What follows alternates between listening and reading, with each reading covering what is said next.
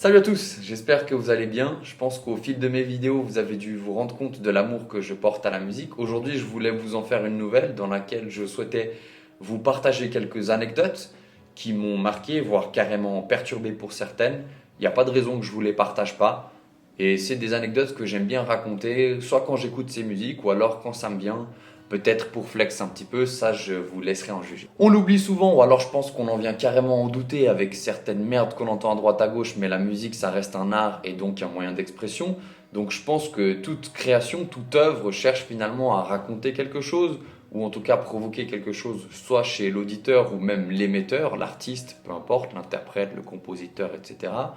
Donc en fait, toute musique est accompagnée d'une histoire. Peut-être qu'il y a même plus d'histoires qu'il n'y a de musique, mais je pense que voilà, toute musique a au moins une histoire. Donc en fait, on en connaît plein. Mais moi ici, je voulais vous exposer les 5 histoires qui m'ont personnellement le plus marqué, ou en tout cas suffisamment marqué pour que je m'en souvienne aujourd'hui. Je vais donc vous parler de 4 musiques, dont une en français et d'un artiste. Certaines anecdotes sont liées à des théories, d'autres anecdotes sont liées à des histoires vraies, et la dernière, qui est liée à l'artiste, est un mélange d'une histoire vraie et d'une théorie du coup.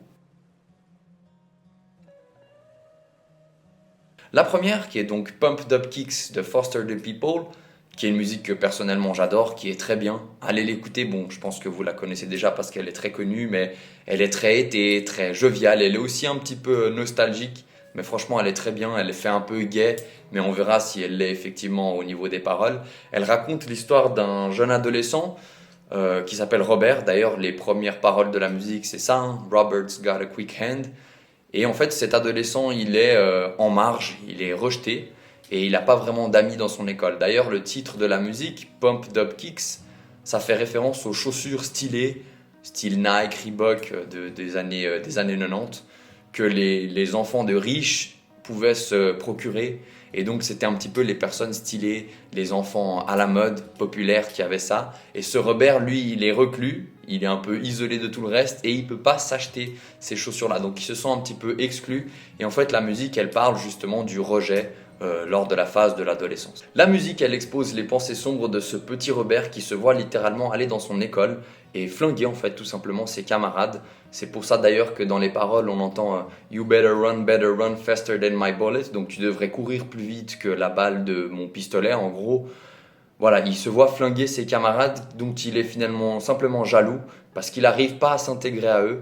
Et en fait, la musique veut sensibiliser à cette notion de réclusion chez les jeunes et puis de santé mentale. Et si Foster, donc littéralement le gars qui a donné son nom au groupe, donc déjà première anecdote musicale parce que personnellement je savais absolument pas que le nom du groupe venait du nom de son leader, l'a jamais confirmé. Il y a une théorie qui dit que cette musique elle est inspirée directement des massacres de Columbine qui sont survenus le 2 avril 1999 dans l'état de Colorado aux États-Unis, lors duquel deux adolescents de 17 et 18 ans se sont rendus dans leur école avec donc des fusils et ils ont flingué 14 de leurs camarades, tué un prof et blessé 24 autres.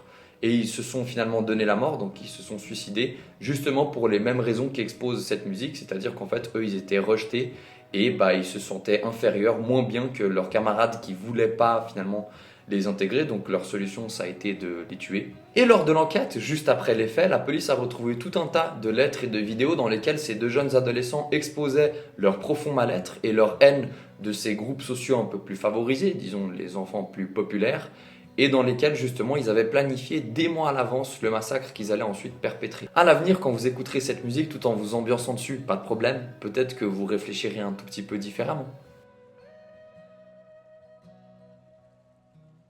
La deuxième musique, Lemon Tree, qui est également très connue, que vous avez très probablement déjà entendu, est un des plus grands succès du groupe qui, je ne le savais pas, est allemand Fool's Garden et qui est sorti en 1995. Elle raconte l'histoire de l'ennui, de l'isolement et d'une tristesse profonde du narrateur qui compare sa vie à un citronnier. Parce qu'un citronnier, c'est un arbre qui donne des fruits, mais un fruit dont on peut finalement pas faire grand-chose, qui est acide, et qui n'a pas vraiment d'autre goût, en tout cas pas un goût plaisant. Alors je partage pas ce point de vue, mais c'est en tout cas ce que raconte la musique. Le citronnier, c'est donc l'amertume de la position dans laquelle est plongé le protagoniste, qui est littéralement quelqu'un qu'on appellerait d'aigri de nos jours. I'm sitting here in a boring room. Le gars se fait donc littéralement chier, il s'ennuie. Et il y a une théorie qui veut que, d'ailleurs ça n'a jamais été confirmé, hein, ça reste une théorie par le chanteur, mais En fait, il a une amie qui est décédée d'un accident de voiture. Et en fait, son accident, elle a foncé sur un citronnier et c'est là qu'elle est morte. Donc. Et en fait, la musique, elle dit And all that I can see was just a yellow lemon tree. Donc, en fait, le chanteur, il dit que maintenant, dans son quotidien, peu importe ce qu'il fait, et dès qu'il prend la voiture notamment, tout ce qu'il voit, c'est un citronnier. En hommage donc à son ami qui est décédé d'un accident de voiture. C'est assez touchant finalement et assez troublant quand tu prends aussi cette musique qui pourtant a l'air à nouveau très gaie et joyeuse. Désolé, hein, jusqu'ici la vidéo est pas très gaie, mais la prochaine anecdote peut-être qu'elle va vous plaire. Elle est un petit peu plus joyeuse. C'est Tears in Heaven, musique de Eric Clapton. S'il y en a qui connaissent l'anecdote, ils savent que je suis en train de vous bullshit parce que vraiment, je crois qu'elle est encore pire que les précédentes, mais je vais quand même vous l'exposer. Si les deux anecdotes précédentes étaient liées à des théories et c'était pas des faits avérés, celle-ci c'est bien une histoire vraie, donc ça ajoute un côté encore plus dramatique. Cette musique, elle parle de la mort tragique du fils d'Eric Clapton qui avait 4 ans le 20 mars 1991 quand il a chuté du 53e étage d'un immeuble de New York quand il était avec sa mère et donc ex-conjointe d'Eric Clapton. Apparemment, il y a une fenêtre qui n'avait pas été fermée, le petit s'est appuyé dessus, du coup il est tombé et forcément du 53e étage, il est décédé sur le moment même. Eric Clapton, il était en train de se changer lui dans son hôtel justement pour aller chercher son gosse et l'emmener aux eaux de Central Park. C'est donc son ex-conjointe qui l'a appelé pour lui dire bah écoute, le petit il est mort. Lui il allait directement sur place, il y croyait pas trop, il a juste vu toutes les ambulances et il dit se rappeler de rien en dehors du fait qu'il arrivait même pas à entrer dans la chambre d'hôtel parce qu'il y avait tellement de pompiers et de médecins partout en fait. Dans les paroles il dit Would you know my name if I saw you in heaven? Donc littéralement, est-ce que tu saurais mon prénom? Est-ce que tu me reconnaîtrais si je te voyais au paradis?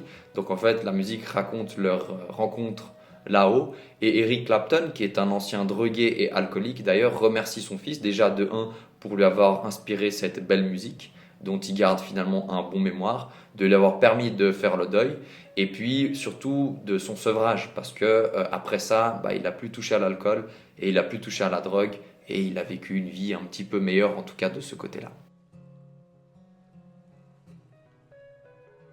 La quatrième musique, celle qui est en français, c'est L'Aigle Noir de Barbara, une musique très connue, en tout cas c'est un classique de la chanson française, peut-être que vous la connaissez, peut-être pas, mais allez l'écouter parce que franchement elle est très solennelle, très touchante, surtout quand vous connaissez l'anecdote qui vient derrière. L'Aigle Noir dont parle Barbara tout du long de sa chanson et qu'elle décrit vraiment dans les détails, c'est en fait son père qui était une figure très autoritaire, qui était très dur et conservateur et qui violentait elle et ses frères et sœurs et en fait dans cette histoire, il venait de nulle part, surgit un aigle noir. Elle parle de lui, du point à quel elle avait peur de lui. Et en fait, surtout un événement en particulier, ça n'a jamais été confirmé par Barbara, mais c'est apparemment quasiment une certitude.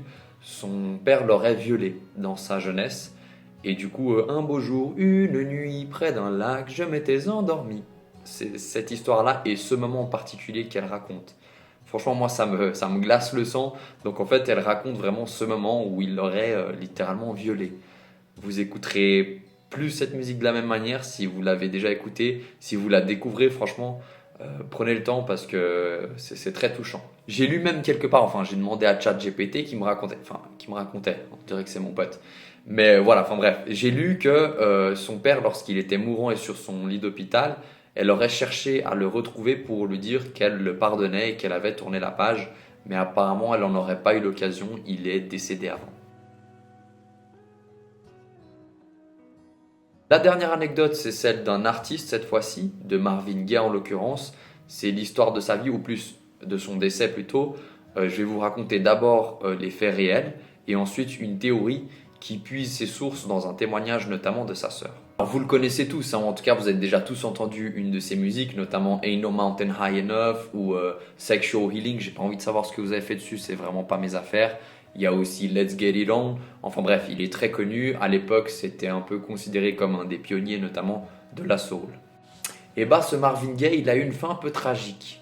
Il est décédé donc à Los Angeles et je vais vous expliquer les circonstances. Il faut savoir que Marvin Gaye, c'était un immense drogué aussi. Il avait beaucoup de problèmes, non seulement avec la drogue, l'alcool, mais aussi financièrement. C'est un gars qui savait pas gérer son argent, qui le flambait. Enfin bref, c'était un junkie qui faisait un petit peu n'importe quoi. Il vivait encore d'ailleurs avec ses parents et comme Barbara, il a toujours eu un père qui était très dur avec lui, avec qui il se disputait beaucoup et qui était très autoritaire. Marvin Gaye, il faut savoir qu'il avait déjà fait des tentatives de suicide, donc il n'avait pas la vie la plus joyeuse. Et écoutez, je ne vais pas passer par quatre chemins pour vous raconter sa mort. Concrètement, donc quand il vivait avec ses parents se sont disputés. Lui, il est venu s'interposer. Il faut savoir que son père, d'ailleurs, porte le même nom que lui. Il s'appelle Marvin Gaye Senior, du coup. Lui, il s'est interposé et il a défendu sa mère. Qu'est-ce qu'a fait son père dans un accès de colère? Son père est allé chercher son gun et puis il est ensuite allé se venger du fait que son fils ait défendu sa mère. Et voilà, vous avez compris. Il l'a flingué et il l'a tué. Donc là, je vous ai fait part des faits qui sont absolument tragiques, mais il faut savoir que l'histoire, elle ne s'arrête pas là. Sa sœur, Zeola Gay, elle a raconté qu'en fait, le gun qui a servi à son père à tuer son fils, c'était son fils qui lui avait offert, quelques mois avant sa mort, pour que son père puisse se protéger. Et vous pensez que c'est fini? Toujours pas. Il y a une autre théorie qui découle du témoignage de sa sœur, qui dit que Marvin Gaye, qui je le rappelle avait fait des tentatives de suicide, avait prémédité le tout. Et en fait, il se serait intentionnellement disputé avec son père, sachant pertinemment que celui-ci allait vouloir se venger et le flinguer. D'ailleurs, quand il l'a flingué, il a mis plusieurs balles pour être bien sûr que son fils crève bien. Et que donc en fait, il voulait mourir, c'était sa dernière tentative de suicide, et emmener son père avec lui dans la merde, littéralement, le mettre en prison. Vous croyez que c'est bon? Non, non, vous connaissez pas la fin de l'histoire. Son père, il s'en est sorti avec 6 ans de prison, en probation, avec sursis, et en fait, il a jamais purgé de temps en prison. Donc en fait, il a absolument rien eu. Et c'est comme ça qu'est mort Marvin Gaye. Voilà, enfin, ouais, ces histoires, elles sont comme ça, je sais. J'espère que d'ailleurs ça vous a donné le... Voilà. Je sais pas pourquoi j'ai souri tout du long de ma vidéo alors que je vous exposais ces situations juste tragiques. Mais écoutez, j'ai apprécié vous raconter un petit peu ces anecdotes que j'avais dans la poche. J'espère que vous avez kiffé aussi. Mettez un petit like si vous le pouvez, ça fait toujours plaisir. Un petit commentaire, partagez, ce serait cool. Et puis sinon voilà, j'espère que tout va bien dans votre vie et je vous dis à la prochaine.